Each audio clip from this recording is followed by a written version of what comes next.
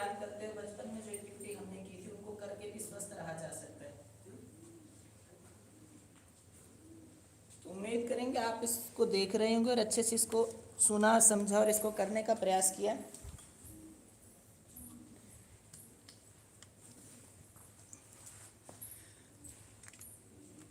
हाँ जी, योग के अंदर सबसे बड़ी समस्या क्या रहती है, जो गलती हम करते हैं कि योग को सिर्फ आसन प्राणायाम तक सीमित करते हैं और सीधा आकर उन्हीं का अभ्यास करते हैं। या पीछे जो चक्रास दिखाई दे रहे हैं, कुछ एक तो आते हैं वो कहते हैं कि हमारी लाइटें जला दीजिए किसी भी तरह।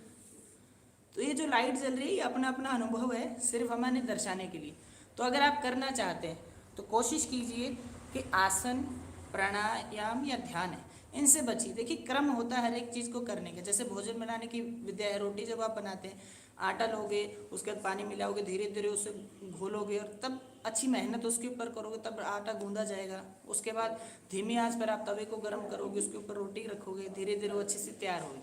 लेकिन अगर आप सीधा गीला आटा सीधा तवे पे रखेंगे तो रोटी नहीं बनेगी और वो खराब हो जाएगी। इसी तरह शरीर के साथ है। महर्षि पतंजलि जी ने जो योग सूत्र दिए हैं उसके अंदर उन्होंने क्रम निर्धारित किए हैं। या हर एक आगे महर्षि गेरंड या स्वात्माराम जी को जब अध्ययन करते हैं तो उन्होंने क्रम निर्धारित कर दिया कि इस चीज़ को इस तरह कीजिए। अगर आपको लगता है कि पहला स्टेज पूरा हो गया तभी दूसरे पे जाइए।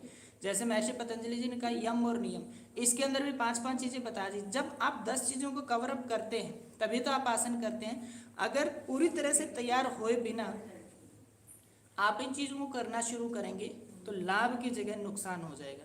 और आज सबसे बड़ी दिक्कत यह है कि ज़्यादा बीमारी योग को ना करने से नहीं, करने से है। क्योंकि सीधा आकर क्या करेंगे, कपालभाति का अभ्यास कर देंगे।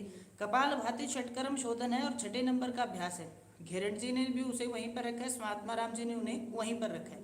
तो जब आप उससे पहले के जो 5 कर्म हैं, जो षटकर्म आते हैं, 5 कर्म अगर करते हैं तब जाके आप कपालभाति कीजिए।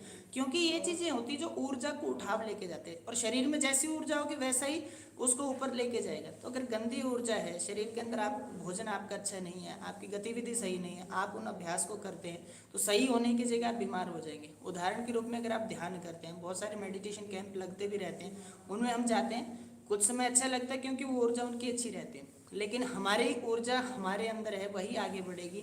तो प्रयास करना है पहले उस ऊर्जा को शुद्ध करें, स्वस्थ करें, तभी आप आगे बढ़े। अन्यथा आप अपने आप को बहुत बीमार कर लेंगे।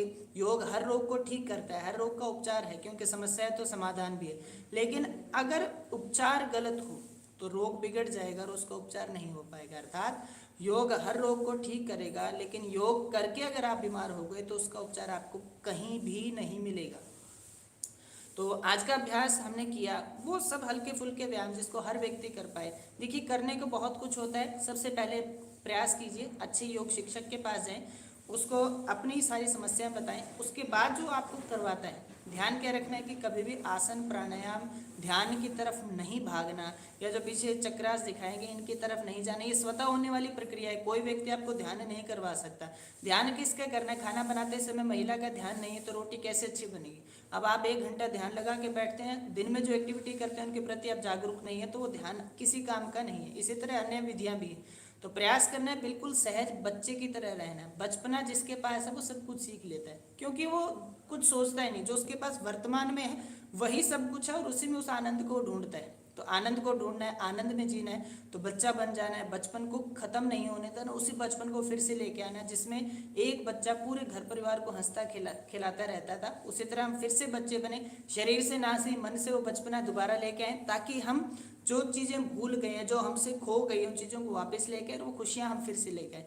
इसी तरह अगर रहा तो हम फिर से बार बार लाइव होके आपसे चर्चा भी करेंगे। बहुत सारे मित्र जो कहते हैं कि हमारे कुछ प्रश्न कुछ संशय रह जाते हैं, तो एक दिन लाइव होकर हमारी जो दिनचर्या है सुबह से लेकर शाम तक, या जो गतिविधि हमें करनी चाहिए, जो हमारे कपड़े हैं, जो कलर कम्बिनेशन है, जो हमें ठीक करता है, तो उन सब के ऊपर चर्चा की जाएगी। या जो बीमारियां आ गई हैं नहीं लेकिन बना दी गई तो उनके ऊपर चर्चा करेंगे किस तरह उनको ठीक कर सकते हैं। तो जैसे ही समय मिलेगा हम उसके ऊपर चर्चा करेंगे, आपको बताया जाएगा। तो आप सब जो मित्र हमसे जुड़े, हम हमारे जो व्यक्तिगत रूप से सामने, उनका धन्यवाद। जो घर बैठे इसको देख रहे हैं और कर रहे हैं उन सबका धन्यवाद। तो एक ही निवेदन, हमेशा खुश रहें, आनंद में रहें और बचपन को बचा के रखें। हाँ जी, इसी तरह हम फिर से मिलेंगे, तब तक धन्यवाद। जय हिंद, जय भारत।